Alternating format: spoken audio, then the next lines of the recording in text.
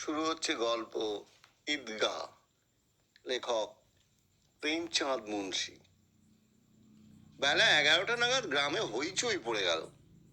মেলায় গিয়েছিল যেসব ছেলেমেয়েরা, তারা সব ফিরে এসেছে। মহসিনের ছোট বোন দৌড়ে এসে দাদার হাত থেকে তার ভিস্তিটা কেড়ে নিল। কেড়ে নিয়ে খুশির চোটে দেখতে লাগলো এবং এমন লাফ মারলো যে ভিস্তি মিয়া সঙ্গে সঙ্গে মাটি নিলেন, অর্থাৎ পরলোক গমন করলেন। বুঝতে পারলেন না তো?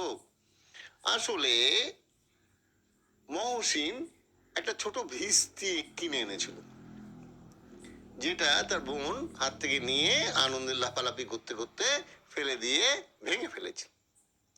তার ফলে ভাই বোনে প্রচন্ড মারপিট লেগে গেল। তারই ফলশ্রুতিতে তাদের মা কোপাবিষ্ট হয়ে ভিতর থেকে এসে ঘা কতক করে ভাই বোনকে সমানভাবে ভাগ করে দিলেন। দুজনের কান্না থামতেই চায় না, দুজনের কান্না শুনলে পাথর গলে যায়। এরপরে আসুন ওই যে ছোট ছেলেটা নূরে মিয়া, ওর কথায়। নূরে মিয়া মেলা থেকে একটা উকিল কিনে এনেছে। তো উকিল যেহেতু সমাজে প্রতিষ্ঠা সম্পন্ন ব্যক্তি, তাই তার পরিণতির ইতিহাস ও তার মর্যাদা অনুযায়ী আর একটু বেশি গৌরবময় হবে। তো হাজার হোক, উকিলের সম্মান আছে। মাটিতে বা তাকের ওপর তো তাকে রাখা যায় না। দেওয়ালে তাই পেরেক পুঁতে, তার উপর কাঠের তক্তা রেখে, তার উপর কাগজের গাল চেপেতে উকিলকে বেশ ভোজ রাজার মতন সিংহাসনে বসানো হয়েছিল। নূরে তো ভক্তি ভরে তাকে চামর বজন করছিল। আদালতে খসখসের পর্দা থাকে, বিজলির পাখা থাকে, এখানেও কিছু ব্যবস্থা না করলে নয়। বাঁশের পাখায় সই, নইলে আইনের গরম তো যেমন তেমন গরম নয়। উকিল সাহেবের মাথা গরম হয়ে যায় যদি।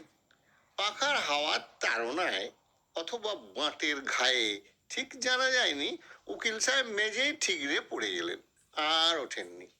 কারণ তার মাটির দেহ মাটিতেই বিলীন হয়ে গিয়েছিল। এরপর খুবই উচ্চ ঈশ্বরের শোক ও বিলাপ হয়েছিল, আর উকিল সাহেবের অস্থি শেষমেশ আস্তা গুড়ে ফেলে দেওয়া হয়েছিল। এবার আসুন মামুদের সিপাহী, অর্থাৎ মামুদ মেলা থেকে যে সিপাহীটা কিনে এনেছে তার কথায়। গ্রামে পা দেওয়ার সঙ্গে সঙ্গেই তাকে পাহারায় বহাল করা হলো।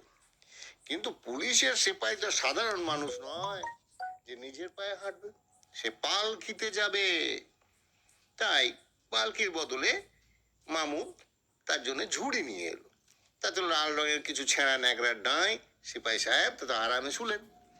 মামুদ ঝুড়িটা মাথায় নিয়ে নিজেদের ঘরের দরজায় পায়চারি করছে। তার দুই ছোট ভাই ছোনেওয়ালে দাগদে রহো, অর্থাৎ শোনেওয়ালে জাগদে রহো বলে হাঁক দিয়ে যাচ্ছে। কিন্তু রাত্রির অন্ধকার না হলে তো জমে না। একবার একটা ঠক্কর লেগে ঝুড়িটা মামুদের হাত থেকে ছিটকে পড়লো। সেপাই তার বন্দুক শুদ্ধ মাটিতে পড়লো, তার একখানা পা খোঁড়া হয়ে গেল। মামুদের হঠাৎ খেয়াল হলো যে ও একজন পাকা ডাক্তার। ওর এমন মলম জানা আছে যাতে খোঁড়া পা আগাগোড়া জোড়া লেগে যায়। কেবল একটু ডুমুরের আঠা চাই। ডুমুরের আঠা এনে ঠ্যাং জোড়া হলো, কিন্তু সিপাহীকে দাঁড় করালেই ঠ্যাং আবার খসে যায়। শল্যবিদ্যা সাফল্যমণ্ডিত হলো না।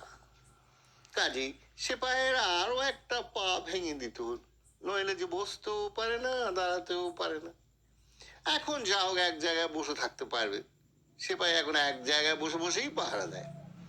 ওইভাবে থাকতে থাকতে সিপাহী সন্ন্যাসী হয়ে গেল, আবার কখনো বা দেবতা হয়ে যায়।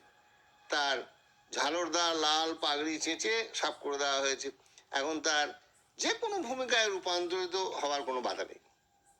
মাঝে মাঝে এখন তাকে দিয়ে বাটখারার কাজও চলে। এবারে হামিদের খবরটা নেওয়া যাক। তার সাড়া পেয়েই আমিনা দৌড়ে গিয়ে তাকে কোলে নিয়ে আদর করতে লাগলো। তারপর তার হাতে চিমটে দেখে অবাক হয়ে জিজ্ঞেস করলো, চিমটে কোত্থেকে পেলি? কিনেছি। ক পয়সা দিয়ে? 3 পয়সা দিয়ে। আমার কপাল! আমিনা মাথায় হাত দিয়ে বললো, কি যে আক্কেল আমার ছেলের গো! এই এতখানি বেলা অব্দি কিচ্ছু পেটে পড়েনি, পয়সা দিলুম মেলাতে খেতে, তা কিনে নিয়ে এলো কি না চিমটে।